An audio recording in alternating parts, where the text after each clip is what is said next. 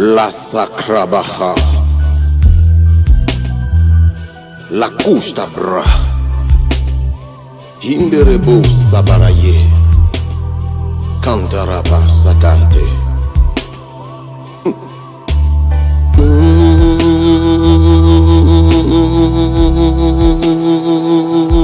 Yeah. Hata hata, La Sacra, Yamontorobo Saramandere Bosha.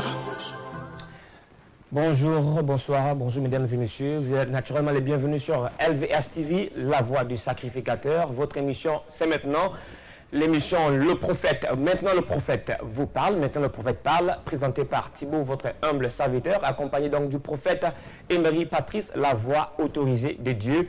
Nous sommes donc à notre 5e numéro aujourd'hui et nous apprécions votre collaboration, vos commentaires et vos SMS, vos encouragements. Restez câblés. Et vous aurez toujours le meilleur, n'est-ce pas, qui vient du royaume. Nous restons sur le même thème, le royaume de Dieu et le royaume des cieux. Une émission très intéressante. Je vous invite à inviter aussi d'autres personnes, vos voisins, vos parents, pourquoi pas, à regarder cette émission parce que vous serez bénis. C'est une émission, c'est un programme établi par Dieu. La Bible déclare que c'est poussé par l'Esprit, par le Saint-Esprit, que les hommes ont parlé de la part de Dieu. Donc nous sommes ici comme enfants de Dieu, mais nous parlons de la part de l'Éternel, de la part de Dieu, et vous aurez des réponses à plusieurs de vos questions, et votre vie en Christ prendra une autre ascendance, une autre dimension, si vous écoutez, si vous vous asseyez pour écouter, parce que s'il y a un homme pour écouter, il y a un Dieu pour parler.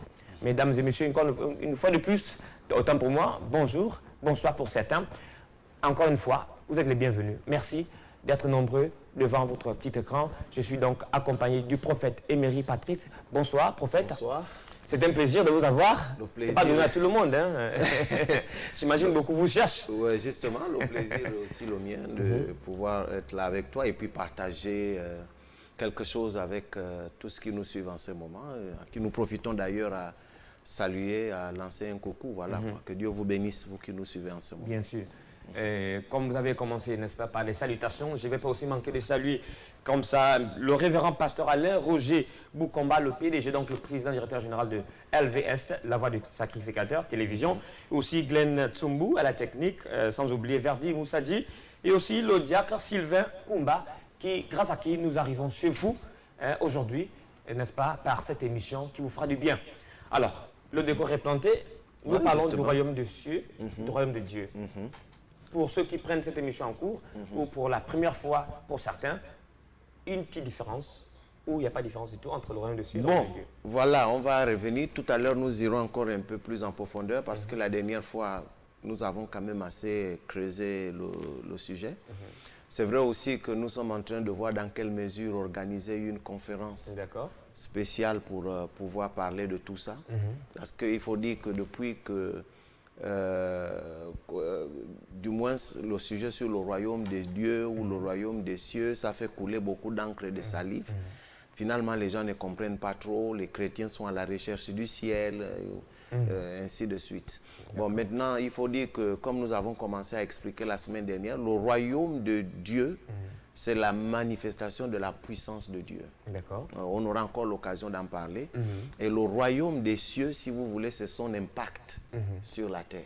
Son impact sur la terre. Son impact sur la terre. Par exemple, en réalité, lorsqu'un chrétien se déplace, il se déplace avec le royaume. Est-ce que vous voyez? Lorsqu'il est quelque part, la Bible dit que tout lieu où foulera la pointe de ton pied, je te le donne en possession. En réalité, le royaume des cieux, si vous voulez, ce n'est pas d'abord le royaume de Dieu plutôt, c'est pas d'abord une affaire, il n'est pas physique. On le verra tout à l'heure. Mais comme je disais tantôt, c'est la puissance, la manifestation de la puissance de Dieu. C'est une culture. Est-ce que vous voyez? C'est un langage, c'est un caractère, ainsi de suite. Par contre, lorsqu'on parle du royaume des cieux, on voit son impact. Là où je suis, là où je me trouve, tout lieu que foulera la pointe de mes pieds me le donne en possession, l'impact que je mets là, ça c'est le royaume des cieux. Mais le royaume de Dieu en lui-même, c'est toute sa puissance. C'est toute une culture. Toute une culture, un caractère, un comportement, un langage. Un langage. Merci, prophète. Je ne vous en dis pas plus. Nous allons donc observer une petite pause et on revient tout de suite sur le prophète qui va vous en dire plus parce que c'est lui l'expert aujourd'hui et ce sera toujours lui l'expert. À tout à l'heure. Praise Father. Korama shataraboseke. Indoroboboye. Santaramas kontorobo shakaramoseke riababaye. Ureboshi kuriama maskin turobos kantaria mamaye. Assis sur ton trône, nous t'adorons.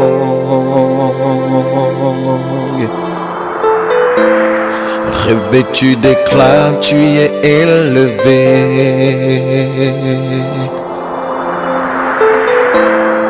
Reçois l'adoration de ton peuple.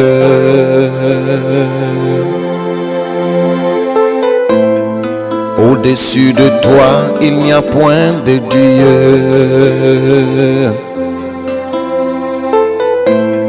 Tu es sans pareil, tu es l'unique Dieu.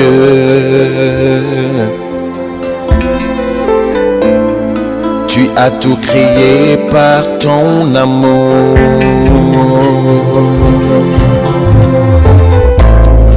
Seigneur. Revêtu d'éclat, tu es élevé.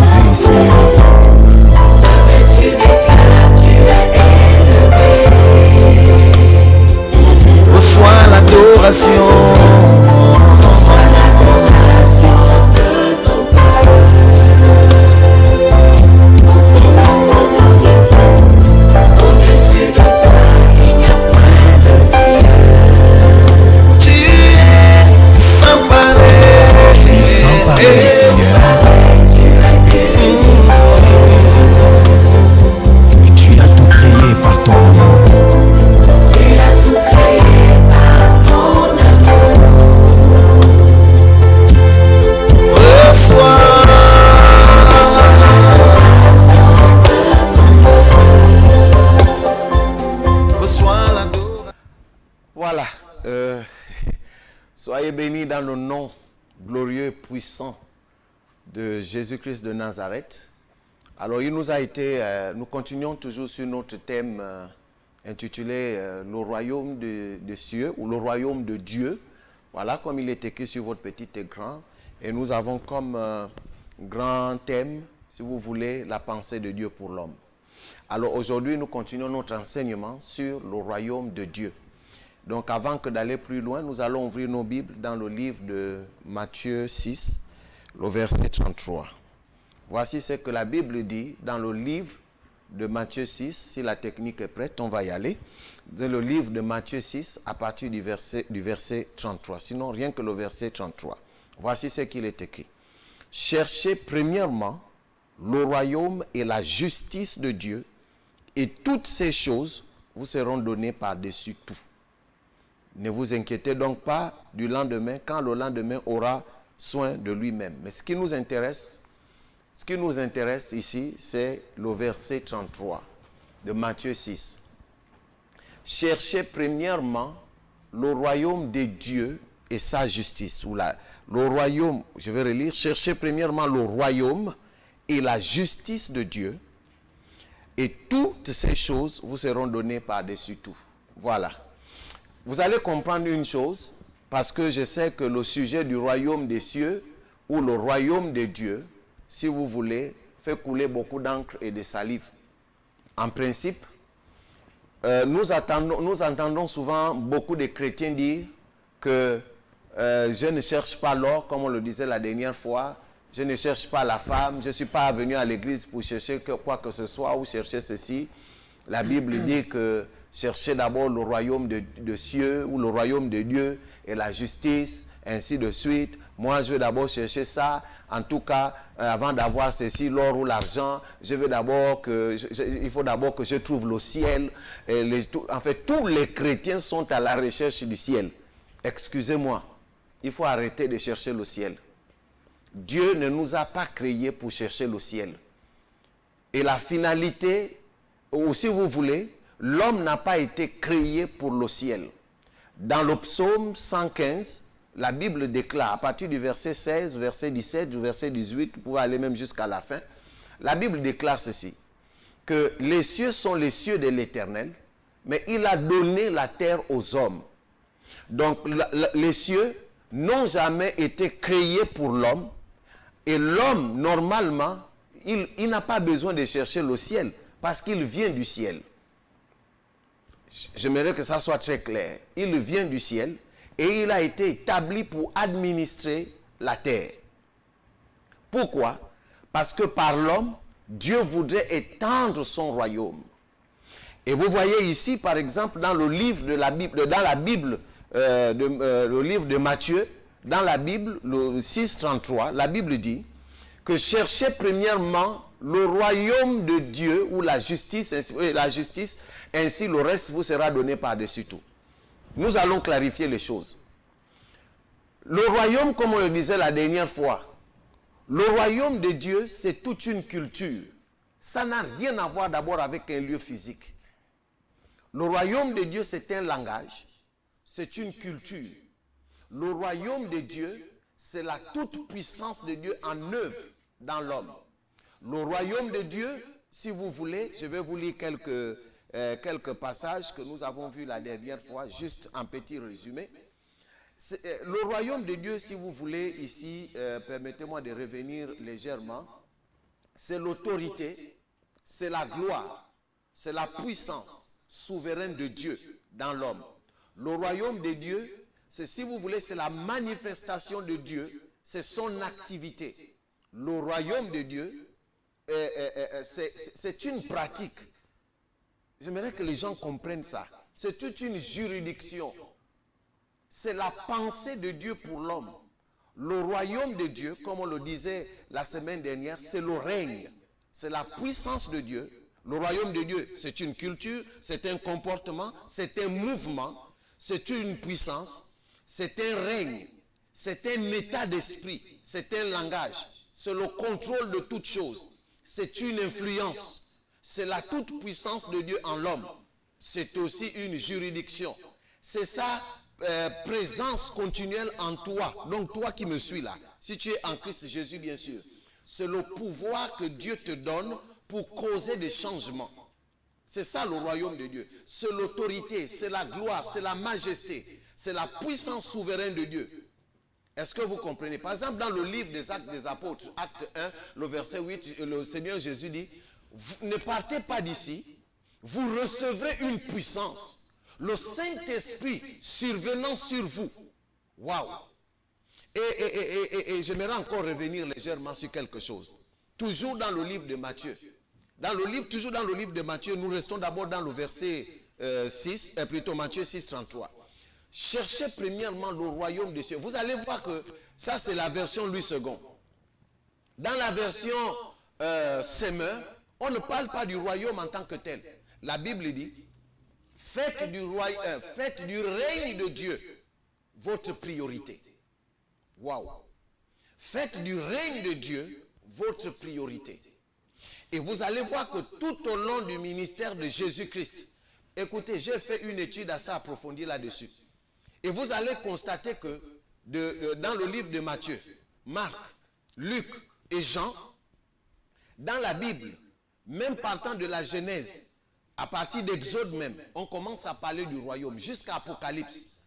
La Bible parle du royaume plus de 100 fois. Plus de 100 fois.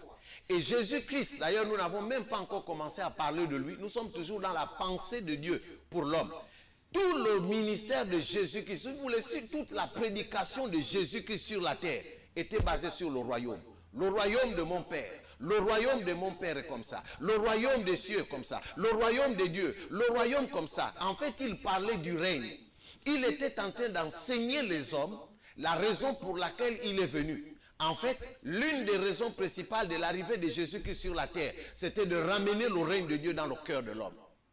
Ramener le règne de Dieu, ramener la pensée de Dieu, ramener la vie de Dieu. Si vous voulez, le royaume de Dieu, c'est aussi la vie de Dieu en nous.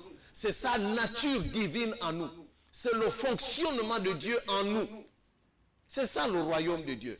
La Bible dit, quand la Bible dit, cherchez premièrement le royaume ou le règne de Dieu, c'est tout simplement à partir du moment où toi qui me suis en ce moment, quand tu prendras conscience du règne de Dieu en toi, de l'onction de Dieu en toi, du caractère de Dieu en toi, de la vie de Dieu en toi, de la parole de Dieu en toi, de l'impact surnaturel de Dieu en toi, tu n'auras plus rien à demander.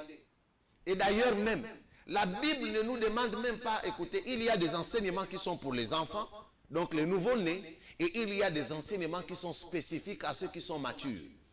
Ceci étant, quand la Bible dit, regardez vous-même, cherchez premièrement le royaume de Dieu, le royaume et la justice, et le reste vous sera donné par-dessus tout. C'est-à-dire, quand tu prendras conscience de qui tu es, quand tu prendras conscience que toi aussi, tel Dieu est, tel tu es, alors tu n'auras plus besoin de dire, Seigneur, donne-moi, donne-moi, donne-moi, donne-moi. Tu deviendras toi aussi créateur. Il te sera maintenant à toi, c'est-à-dire, Dieu mettra en toi la capacité qu'il faut pour pouvoir amener à l'existence tes désirs, tes plaisirs et tes besoins. Donc, nous continuons un peu, toujours sur le royaume. Donc, Jésus-Christ, par exemple, lorsqu'il est arrivé, où Dieu, dans sa grandeur, il n'a pas pour rôle de te donner l'or, l'argent et tout ce dont tu as besoin. Toutes ces choses-là sont déjà sur la terre. Avant que Adam n'arrive dans le jardin était déjà équipé. Le jardin était déjà équipé. Et Dieu va tout simplement dire, domine sur toutes choses. Si vous voulez, on va y revenir encore un peu. Le royaume de Dieu, c'est le pouvoir. C'est le règne, comme je disais ici.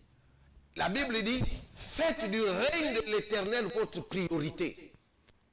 Jésus est venu sur la terre pour ramener le pouvoir que l'homme avait perdu dans le jardin d'Éden. Dans le jardin d'Éden, écoute-moi bien, toi qui me suis en ce moment. Dans le jardin d'Éden, l'homme n'a pas perdu, si tu veux, le ciel. L'homme n'a pas perdu le ciel. Permets-moi d'insister encore là-dessus. Ce que l'homme a perdu dans le jardin d'Éden, c'était le pouvoir. C'était le pouvoir. La capacité à pouvoir transformer toutes choses. Ce que l'homme a perdu dans le jardin d'Éden, c'était le règne. Ce que Dieu avait dit, voici, faisons l'homme à notre image, selon notre ressemblance, afin qu'il règne. Mon Dieu, tout homme est appelé à régner. Tu as été créé pour régner. Tu as été créé pour être en haut et non en bas. Tu as été créé pour dominer. La domination dont Dieu parle ici, dans la Bible, c'est le règne, son règne. Son règne. Parce que Dieu t'a établi comme lui. Et il a mis en toi la pensée du royaume. Il a mis en toi la totalité de son royaume.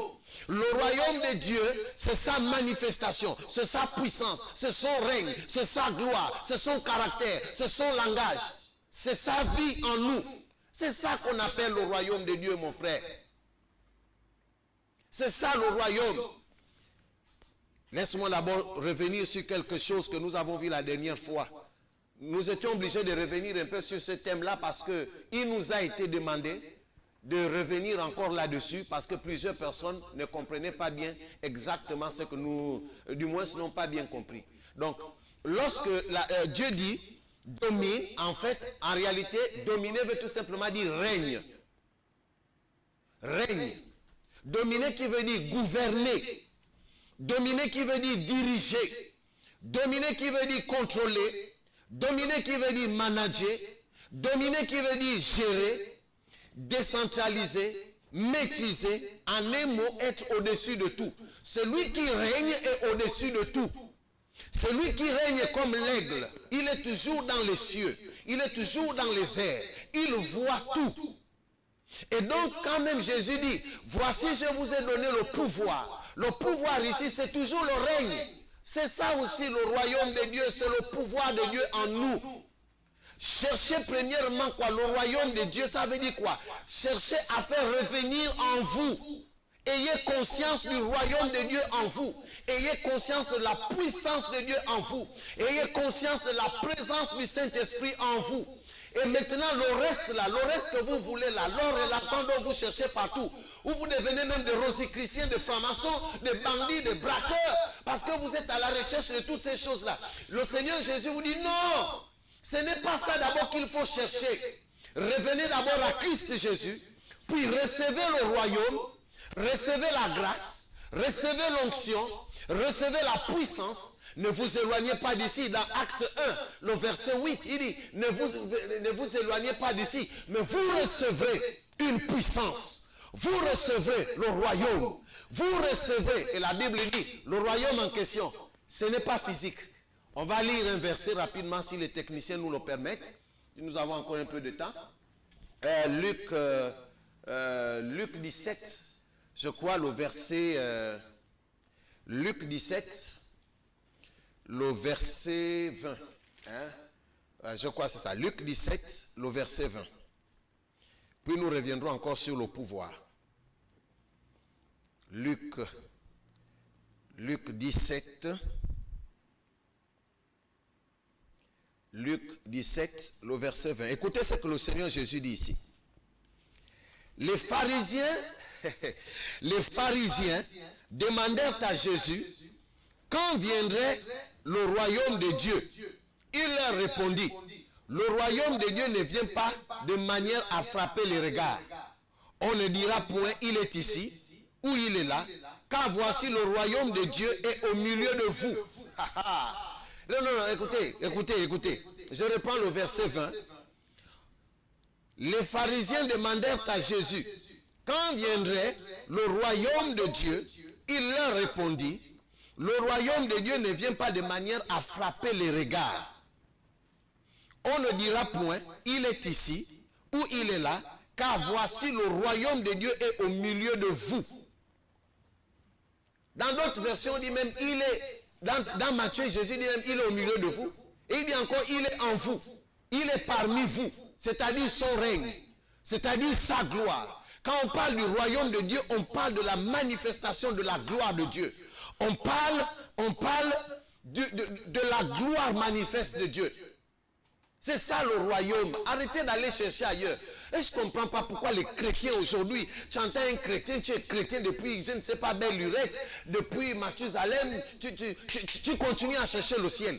Et vous entendez, même sur l'estrade, nous les pasteurs, parfois nous commettons cette petite erreur-là. Oh non, moi-même aussi je cherche le ciel. Pasteur, si tu cherches encore le ciel, donc il ne faut pas avoir une église.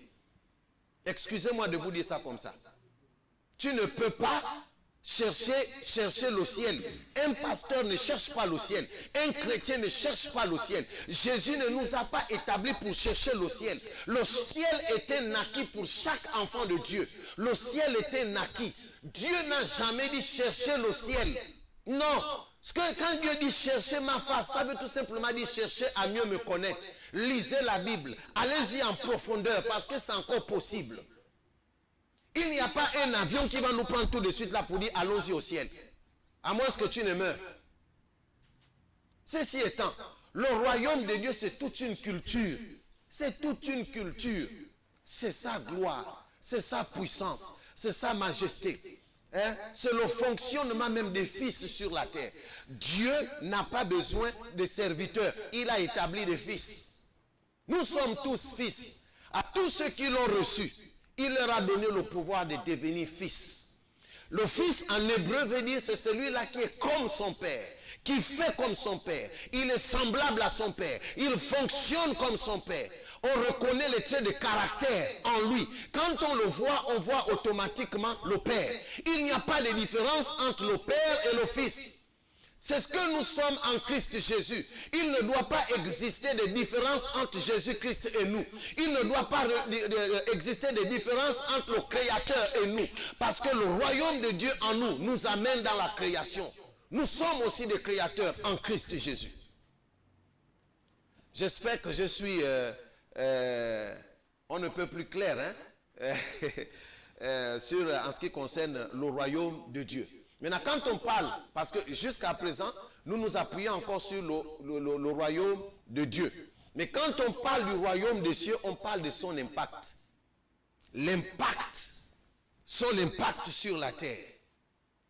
On aura l'occasion de revenir là-dessus. Nous ne voulons pas trop mélanger les choses, mais seulement nous allons nous arrêter là pour aujourd'hui avant de passer à la séance des questions.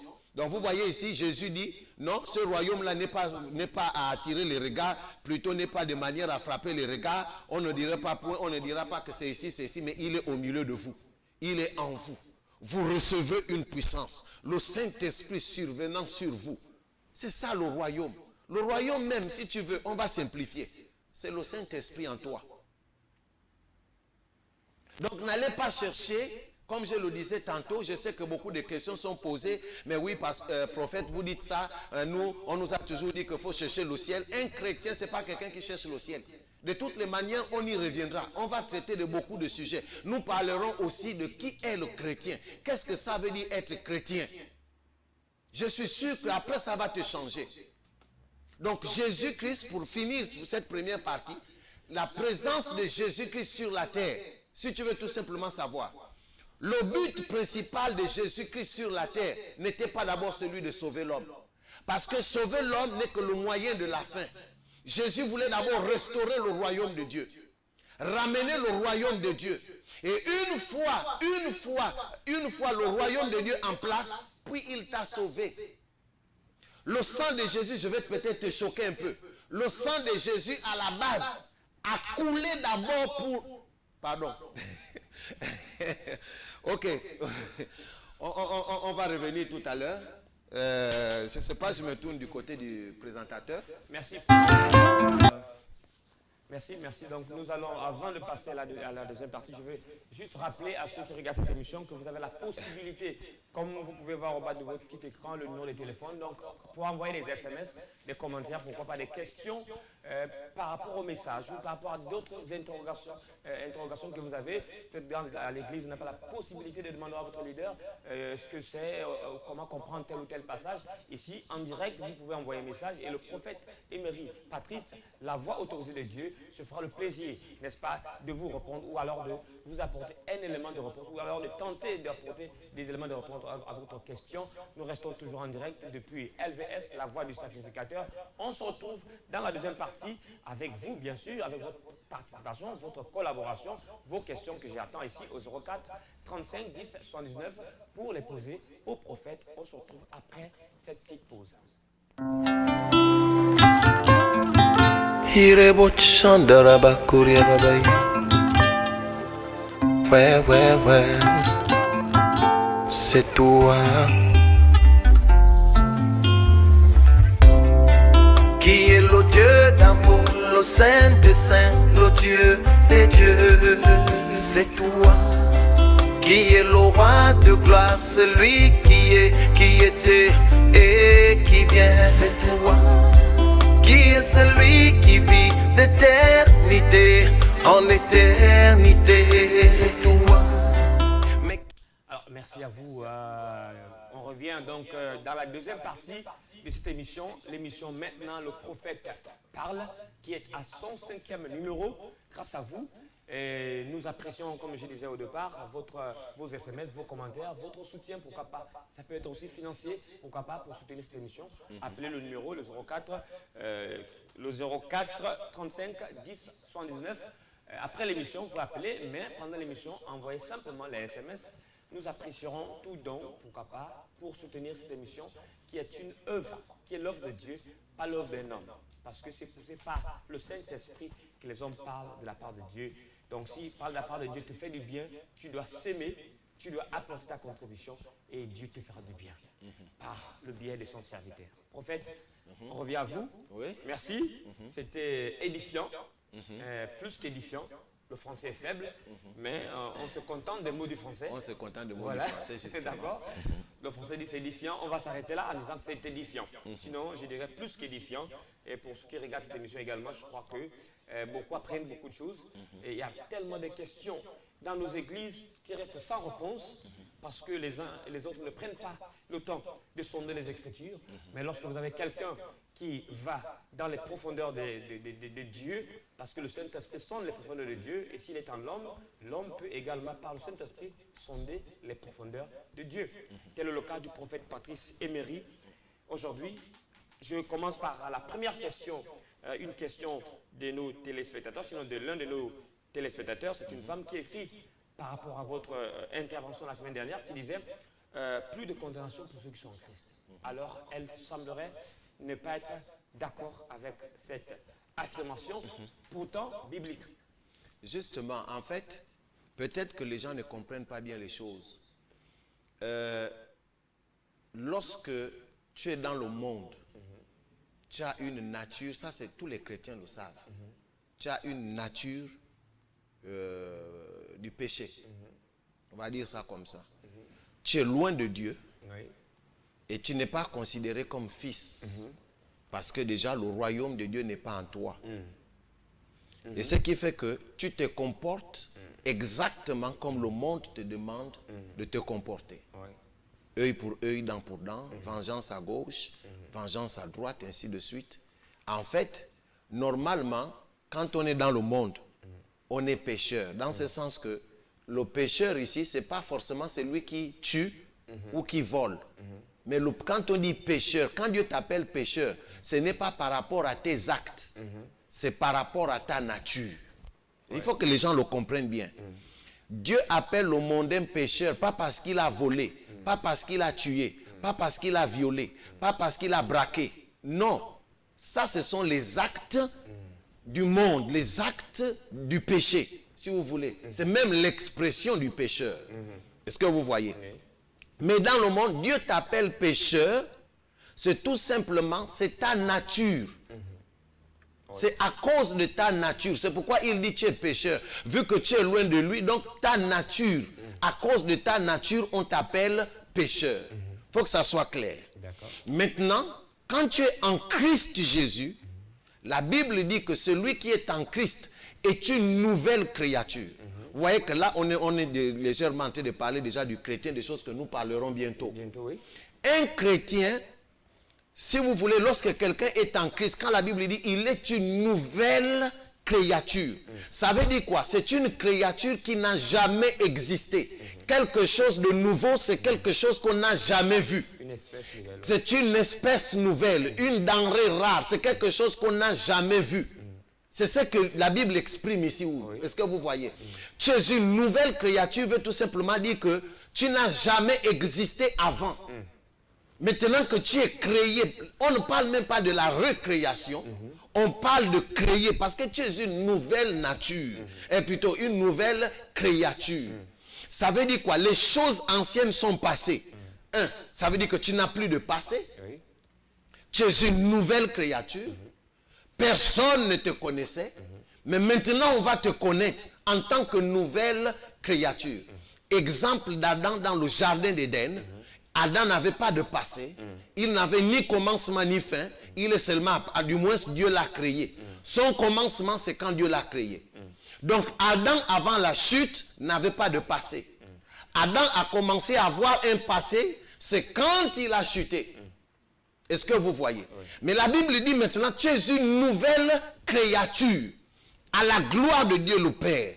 Maintenant, et dans Romains, Romains 8, la Bible dit, il n'y a donc maintenant aucune condamnation. C'est-à-dire que ton dossier est vierge. Ton dossier est vide. Il n'y a rien qui peut encore te condamner. Peu importe ce que tu as fait. Peu importe ce que tu as fait dans le passé. Ça, c'était l'ignorance. Et la Bible nous dit encore que Dieu ne tient pas compte du temps de l'ignorance. L'ignorance est passée. Peut-être que tu étais malade. On te dit la maladie est passée. Peut-être que tu étais mauvais. On va dire quoi? J'aime bien mon petit frère qui dit la mauvaiserie. Donc la mauvaiserie est passée. Tu es une nouvelle créature à la gloire de Dieu le Père. Ça veut dire quoi? Tu es rentré dans le domaine de la sainteté. Tu n'as plus besoin de prier pour être saint, mais la sainteté devient maintenant une vie en toi. Prophète, oui? Vous abordez là justement une question de la part de quelqu'un qui vient de nous envoyer un SMS qui dit c'est quoi la sainteté de Dieu? Ok.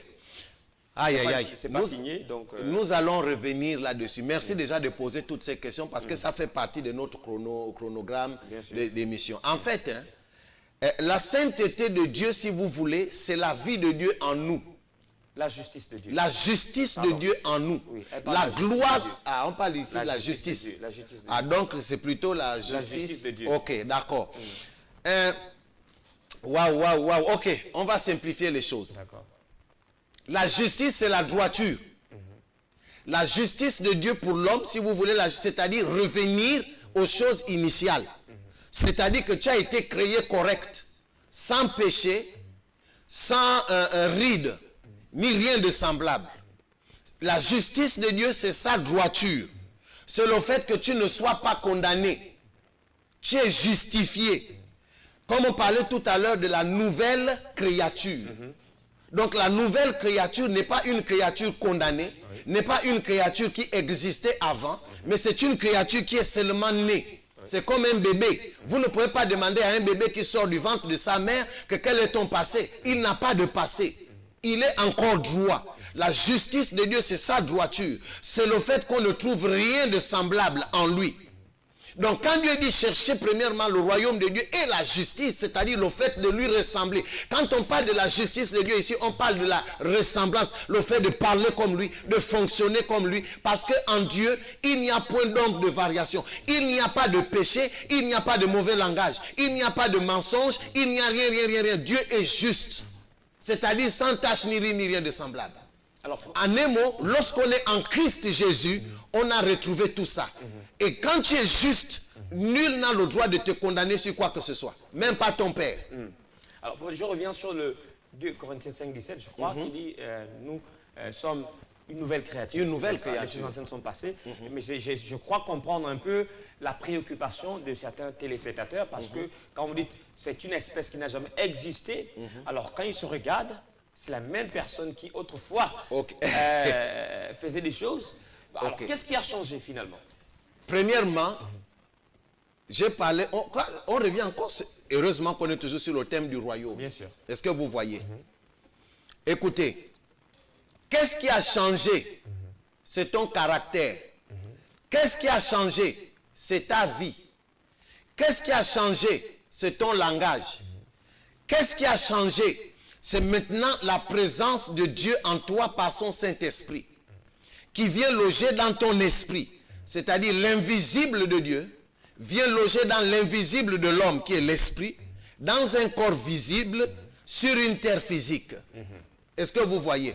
Donc le royaume de Dieu, comme je disais tout à l'heure, c'est toute une juridiction. C'est son caractère, c'est son langage. Donc ça veut dire quoi? Si tu es maintenant en Christ Jésus, le corps peut rester le même. Le visage peut rester le même. Mais seulement il y a un changement. Est-ce que vous voyez? Il y a quelque chose de nouveau qui vient en toi. Il y a une conscience nouvelle. Tu es maintenant conscient de choses, en fait, de ta vie à toi. La réalité de ta vie à toi, ce n'est pas le péché qui te condamne. Mais c'est ce que Dieu dit de toi. Que tel il est, tel tu es dans ce siècle présent.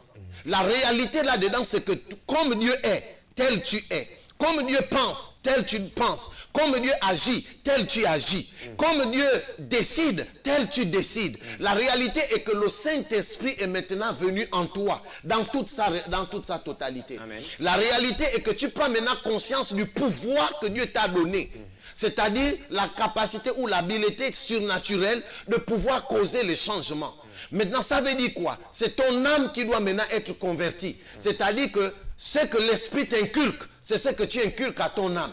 Tu étais négatif avant, ton âme, tu dois maintenant positiver toutes choses. Selon ce qui est écrit, la parole de Dieu te dit, voici, tu es une nouvelle créature, tu dis Amen. Tu es une gloire, tu dis Amen. Tu es une majesté, tu dis Amen. Tu es une étoile, tu dis Amen. Tu es Dieu, tu dis Amen. Tu es créateur, tu dis Amen. C'est ce que Dieu voudrait que nous tous, nous puissions comprendre. Oui, alors je vais essayer peut-être de clarifier les choses avant de donner la suite, enfin la prochaine question qui demande si la justice de Dieu et la sainteté veulent dire la même chose. Je voudrais quand même rappeler que je crois que la nouvelle naissance dont il est question ici, ce n'est pas le corps physique, mais c'est l'esprit, je crois. Parce que la création, la nouvelle création ne concerne pas la chair. Parce qu'on a la même chair. On est toujours noir, on n'est pas devenu blanc pour autant qu'on accepte Christ. Ou bien on ne devient pas noir si on était blanc au départ pour montrer qu'on a changé. Mais pourtant on parle de nouvelle création. Je crois bien, si je sens pour autant me tromper, qu'il s'agit de l'esprit, l'âme, la pensée. La pensée. Quand on parle de l'âme, on voit automatiquement la pensée, on voit la raison. C'est-à-dire que le raisonnement change. Mais le corps reste le même. Tu ne prendras plus la peine de chanter des chansons telles que Jésus ou Seigneur, dis un mot dans ma vie. Je ne sais pas où est-ce que vous avez trouvé des inspirations comme ça là. Je ne suis pas en train de juger, mais ce n'est pas une chanson qu'un chrétien doit chanter. C'est-à-dire que la Bible est déjà ouverte. Tout est à toi. C'est à toi de trouver maintenant ce que la Bible dit de toi. Qu'est-ce qui est difficile là? Cherche maintenant dans la Bible. La Bible te dit que voici ce que tu es devenu en Christ Jésus. Plus personne n'a le droit de te condamner. Tu comprends maintenant que tu es devenu héritier non seulement de la terre et même des cieux. Oui. Tout est à toi maintenant. Tu es digne. Dieu t'a trouvé digne. Tu es digne. Souvent j'entends les gens dire que voilà, non, la dignité appartient à Dieu. C'est faux. Il y a la dignité. Autant Dieu est digne, autant il a... Je ne sais pas comment vous dites ça en français. Quelqu'un dit dans la Bible, le prophète, quelqu'un dit dans la Bible, je ne suis pas digne de te recevoir. Mais celui qui a dit... Non, celui qui a dit dans la Bible... Oui. Que je ne suis pas digne de te recevoir, n'était même pas un juif. Oui. C'était un romain. Soldat, oui. Il n'était même pas chrétien. Oui. Est-ce que vous comprenez? Oui. Mais nous, comme on lit mal la Bible, et on veut abuser de notre sainteté, on veut abuser de notre humilité, on croit que parlant comme ça, là, c'est là que Dieu nous comprend. Ah non! Ah non! Ah, d'accord. Il faut que ça change. Est-ce que vous voyez? Et après, on écrit des chansons terribles qui, à la fin, nous amènent même parfois à diminuer. On a des enseignements qui nous amènent à diminuer, alors que normalement, nous devons monter au fur et à mesure que nous avançons avec Dieu. Alors, donc, on devrait par contre accepter ce que dit la Bible, que nous sommes esprits, nous vivons dans un corps et on possède une âme. Et le corps, là, doit être dominé par l'esprit. Est-ce que vous comprenez? Oui. C'est à l'esprit de donner une nouvelle, du moins, c'est à l'esprit de inculquer une éducation, une nouvelle mentalité au corps. La Bible dit dans Romains 12, je crois au verset 2, que ne vous conformez pas au siècle présent, mais soyez plutôt transformés par le renouvellement de votre intelligence. Ça veut dire quoi? Votre intelligence doit être renouvelée avec ce que Dieu dit que tu es. Depuis le jardin d'Éden, Dieu a créé l'homme comme étant son jumeau. Il n'y a pas de différence entre Dieu créateur et l'homme que lui-même a créé. Seul l'homme a la capacité même de changer les décisions de Dieu. Il faut que les gens le comprennent. Justement, je parle dans le psaume, il dit, il nous a fait de peu. De peu inférieur. Le psaume 8. Oui. Qui est l'homme pour que tu prennes garde? Qui est le fils de l'homme pour que tu te souviennes de lui? Tu l'as fait de peu inférieur à Dieu. Et encore, ça va loin. Il dit encore quoi? Que tu l'as couronné de gloire, de magnificence, de dignité. Du même homme, alors. Le chrétien n'arrive pas à réaliser. Le chrétien n'arrive pas à réaliser qui il est et il se sent diminué quand les païens l'embêtent et les rosicruciens sont au-dessus. Vous êtes complexé. Alors? Tu n'as pas de complexe à te faire, cher chrétien. Écoutez, le temps arrive où nous allons décrire c'est quoi un chrétien, c'est qui le chrétien. Alors, en fait, on arrive donc à la question de cette personne, je ne sais pas si c'est une dame ou un homme, qui demandait est-ce que la justice de Dieu et la sainteté de Dieu veulent dire la même chose? En principe, oui. Il faut aller directement. Vous allez constater une chose. D'accord. Nous pouvons tout dire de Dieu, ça se résumera toujours en une chose. Est-ce que vous voyez? Oui, parfait. Quand on parle même de la sainteté de Dieu, quand nous allons un peu plus en profondeur, nous tomberons toujours sur la justice. Nous tomberons encore sur la gloire. Nous tomberons encore sur la majesté. En fait, tous les sujets autour de Dieu vont toujours se rapporter à un même thème. Est-ce que vous voyez?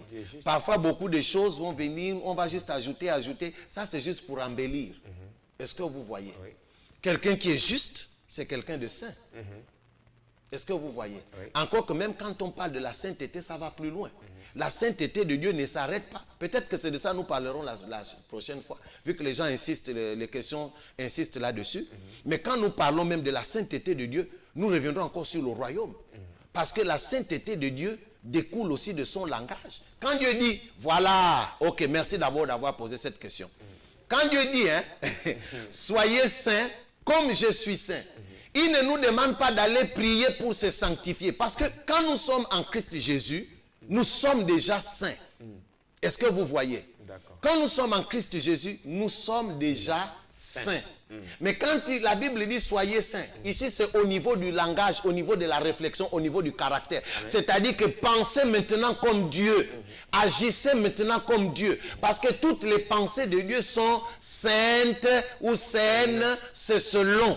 Est-ce que vous voyez? Alors est-ce que le saint n'est pas assez saint pour que la Bible dise il a donné les uns comme apôtres, prophètes, etc. pour le perfectionnement. Alors, est-ce que le saint n'est pas encore parfait? Non. Quand on parle du perfectionnement de saint, on parle ici par rapport à l'écriture. C'est-à-dire, tu reconnais maintenant que tu es saint. Première chose pour perfectionner cette sainteté-là, c'est d'abord, la toute première chose à faire, c'est d'avoir déjà ce caractère-là en toi. C'est-à-dire accepter que je suis saint. Oui. Ça fait partie de la perfection. Accepter que je réfléchis maintenant comme celui qui m'a créé. Ça fait partie, c'est là où la Bible dit que jusqu'à atteindre la stature parfaite de Dieu. Est-ce que vous voyez? C'est-à-dire ici, là, c'est penser comme Dieu, parler comme Dieu, agir comme Dieu, créer comme Dieu. Est-ce que vous voyez? Avancer comme Dieu. Reconnaître que toi aussi comme Dieu tu es. Moïse demanda à Dieu, il dit, mais qui irais-je annoncer aux enfants d'Israël qui m'envoient ici, là? Dieu va dire, je suis. Est-ce que vous comprenez? Dieu dira, je suis. Et ce je suis là ne s'arrête pas seulement à Dieu seul. Il était je suis parce que nous n'étions pas, il n'y avait pas encore la nouvelle. Ce je suis là, c'est aussi en nous. Nous sommes ce que Dieu est. Je ne sais pas si on se comprend. Donc quand on parle de la sainteté de Dieu, la question qui nous a été posée ici, là, quand on parle de la sainteté, c'est tout simplement ayez en nous. La Bible dit, même dans Philippiens, ayez en vous les sentiments qui étaient en Jésus-Christ, lequel ainsi de suite. Ça fait partie de la sainteté. La sainteté ici, c'est pas parce que j'ai, comment on appelle ça, que j'aurais peut-être aussi tombé avec une femme, mais que de toutes les manières, enfin, on ne va pas parler de ça ici, sinon ça va encourager beaucoup de gens. Mais c'est pas parce qu'un chrétien, écoutez, ce n'est pas parce qu'un chrétien est tombé qu'il ne peut plus être appelé saint. Ah non! Parce que c'est une nature éternelle que nous avons reçue en Christ Jésus en nous. Il y a tellement de questions, prophète. Peut-on perdre le salut? Est-ce que le chrétien peut-il incarner la nature divine de Dieu? Y a-t-il un exemple dans le monde où un chrétien a la nature divine de Dieu? Vous en connaissez? Bon, moi, je connais des chrétiens dans le monde qui ont la nature divine de Dieu. Moi. D'accord. On ne va pas aller loin. Okay. Moi, j'ai la nature divine de Dieu. Amen. Parce qu'en Christ Jésus, nous l'avons reçu, cette nature-là. La nature divine de Dieu, c'est la vie de Dieu en nous. Est-ce que vous voyez? C'est sa vie en nous. C'est son impact en nous. C'est la présence du Saint-Esprit en nous. Dis-moi, quand un chrétien a le Saint-Esprit, il a quoi? Et qui est le Saint-Esprit dans la vie du chrétien? Parce que je crois que le Saint-Esprit, c'est aussi Dieu.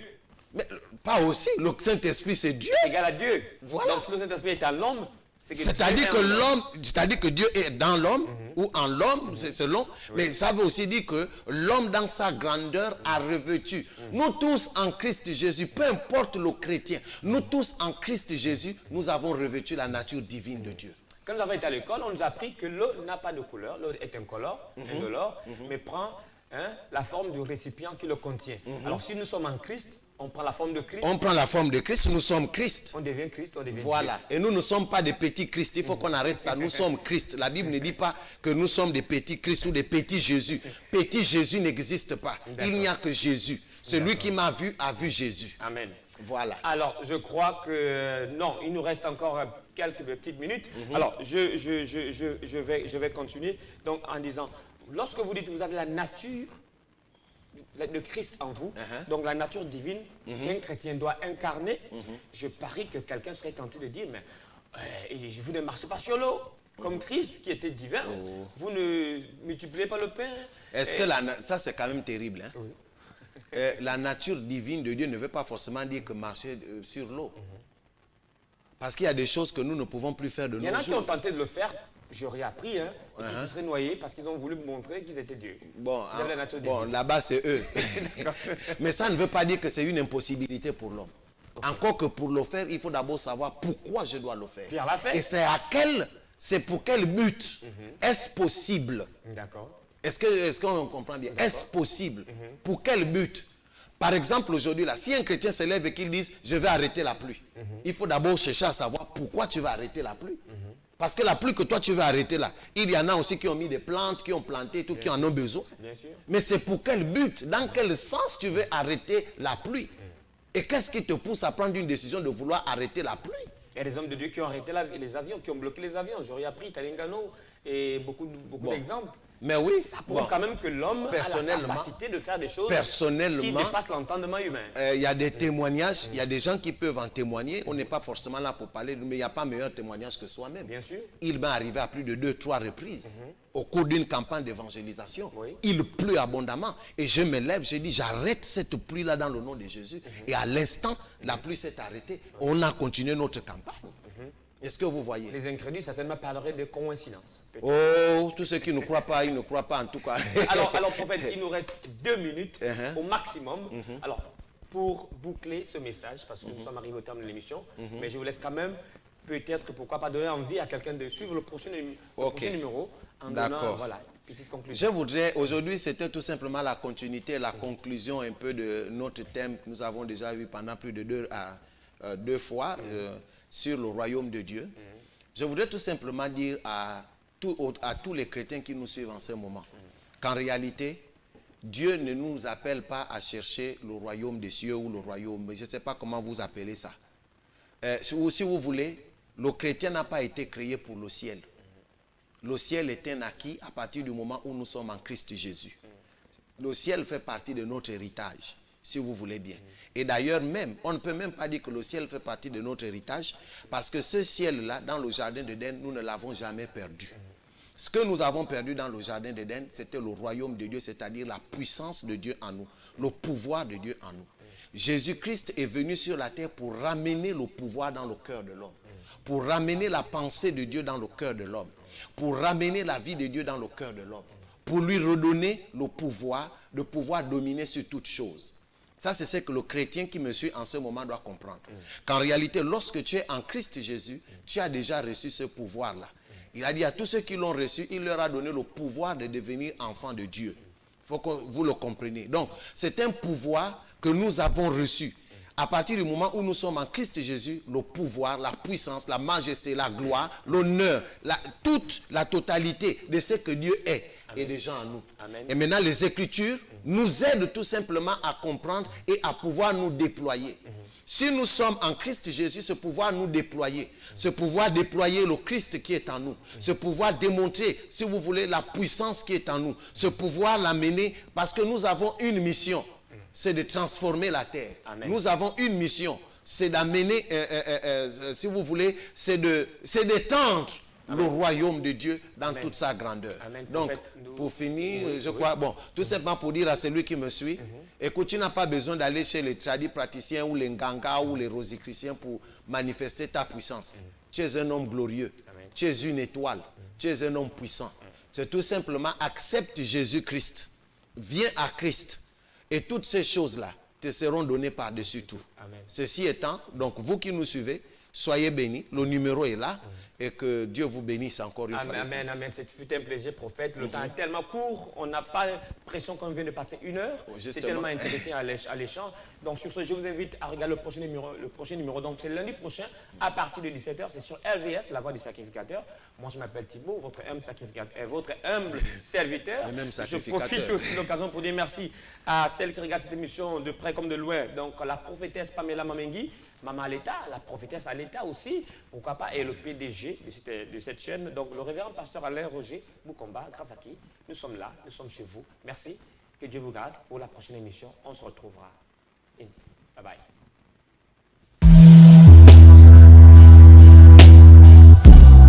La Sacrabaha, la couche d'Abra,